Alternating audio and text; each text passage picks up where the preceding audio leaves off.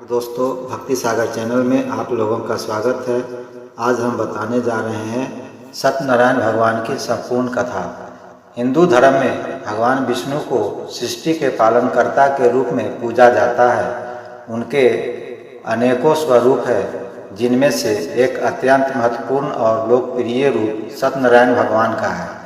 इस रूप की पूजा विशेष रूप से व्रत और कथा के माध्यम से की जाती है। सत्यनारायण व्रत कथा का मूल उद्देश्य भगवान की सत्यता और उनकी कृपा पर विश्वास प्रकट करना है। इस कथा में सत्य का महत्व, श्रद्धा की शक्ति और अधर्म के दुष्परिणामों का अत्यंत मार्मिक चित्रण किया गया है। कथा का प्रारंभ। एक समय की बात है जब नारद मुनि ब्रह्मांड की यात्रा करते हुए पृथ्वी पर आए। उन्होंने देखा कि कलयुग में लोग दुख, दरिद्रता, रोग और पाप से पीड़ित है। उन्होंने वैकुंठ जाकर भगवान विष्णु से इस दुख का समाधान पूछा।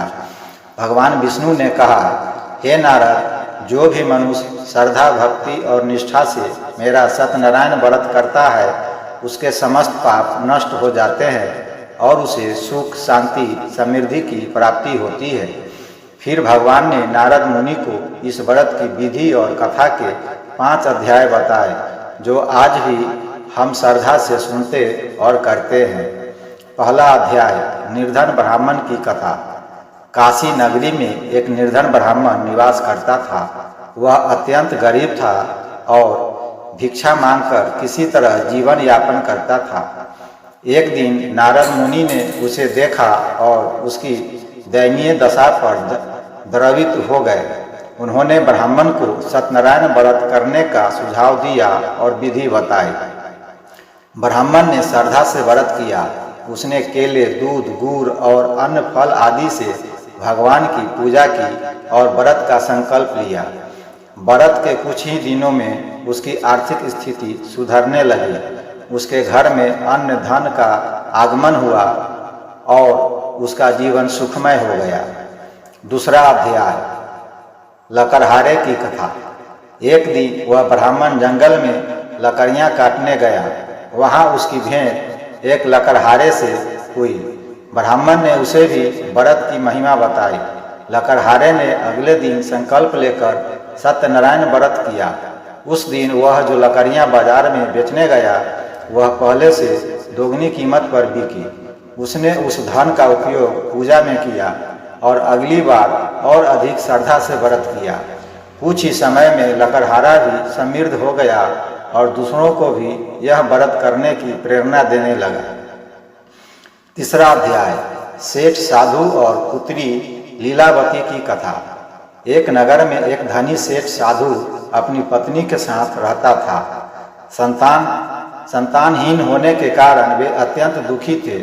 उन्होंने सत्यनारायण व्रत किया और शीघ्र ही उन्हें कन्या की प्राप्ति हुई, जिसका नाम लीलावती रखा गया।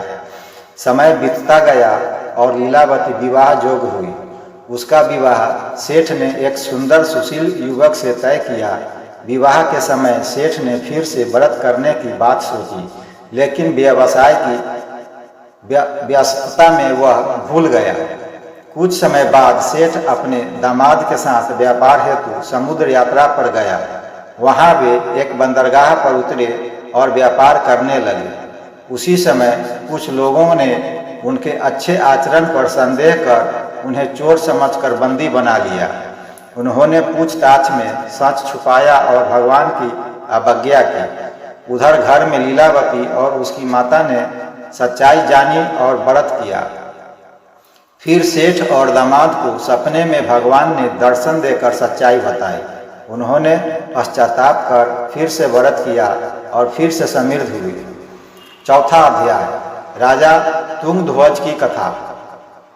एक बार राजा तुंगध्वज अपने राज्य में भ्रमण कर रहे थे।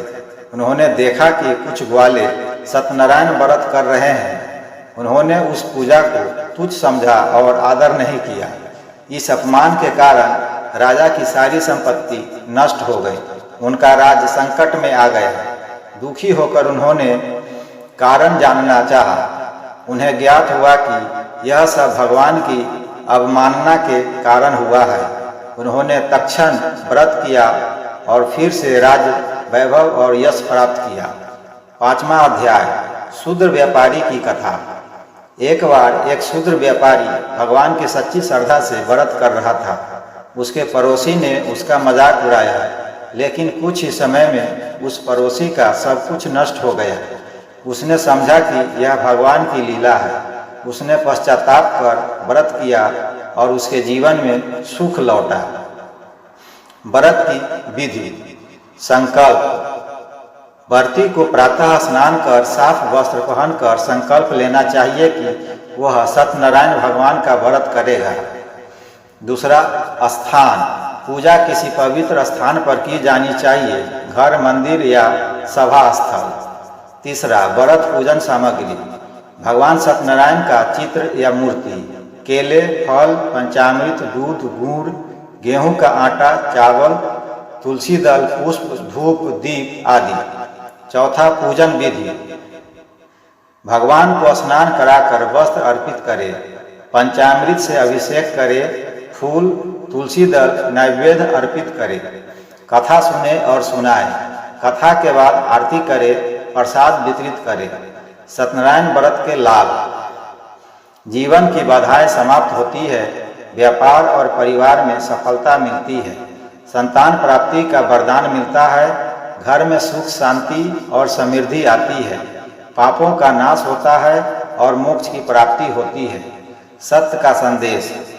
सत्यनारायण व्रत कथा का मूल संदेश यह है कि सत्य का मार्ग ही धर्म का मार्ग है। जो व्यक्ति श्रद्धा से भगवान की पूजा करता है वह जीवन में किसी भी प्रकार की समस्या से हारता नहीं। यह कथा हमें यह भी सिखाती है कि भगवान की पूजा मात्र औपचारिकता नहीं बल्कि हृदय की भावना से होनी चाहिए। उपसंहार। सत्यनारायण भगवान की कथा केवल एक धार्मिक अनुष्ठान नहीं है बल्कि यह जीवन की समस्याओं का समाधान है। यह कथा हमें प्रेरणा देती है कि हम किसी भी परिस्थिति में सत्य, श्रद्धा और भक्ति का मार्ग न छोड़ें। भगवान सत्यनारायण की कृपा से मनुष्य जीवन के समस्त क्लेशों से मुक्त होकर जीवन में आनंद, समृद्धि और आत्मिक शांति को प्राप्त करता है। तो दोस्तों, ये थी सत्यनारायण भगवान की संपूर्ण कथा।